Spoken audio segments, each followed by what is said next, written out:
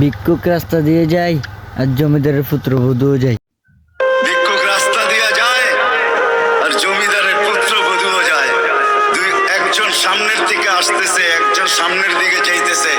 দুইজনের ক্রসিং এর সময় ভিক্ষুকের গায়ের কাদা জমিদারের পুত্রবধূর গায়ে লেগে গেছে। সে দুনিয়া আমদার করে ফেলছে, স্বামীকে ডাইকা নিয়ে আসছে, বলছে ভিক্ষুক আমার কাপড় নষ্ট করে দিছে। সে শুধু ভিক্ষুক ছিল না, বৃদ্ধ ছিল। বৃদ্ধ ছিল না শুধু, জীর্ণ ছিল, শীর্ণ ছিল। শরীরে কাপড় ছিল না, ফাটা চিরা কাপড় ছিল। পায়ে জুতা ছিল না, পেটে ভাত ছিল না। জমিদারের পুত্র সইতে পারে নাই, যৌবনী শক্তি সয় তো সয় কি কইরা? তার স্ত্রীর গায়ে ভিক্ষুকের কাদা, বস সমগ্র শক্তিকে হাতে জমা করা, একত্র করা বৃদ্ধের গালে বসায় আছে। বৃদ্ধ কিচ্ছু বলে নাই, শুধু উপরের দিকে তাকায় দুই তিনটা শব্দ উচ্চারণ করছেন। শব্দগুলা হলো ইয়া মাল্লাহ তারা হলো ওয়ুন, ও আল্লাহ চোখে দেখা যায় না।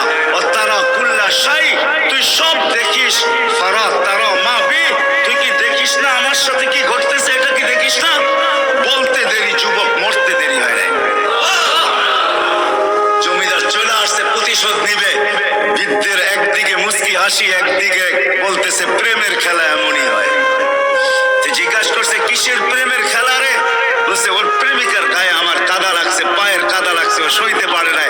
যৌবনী শক্তি দিয়ে আমার বৃদ্ধ গালে বসায় দিছে। আমাকেও একজন ভালোবাসে, সেও সইতে পারে না, সেও সইতে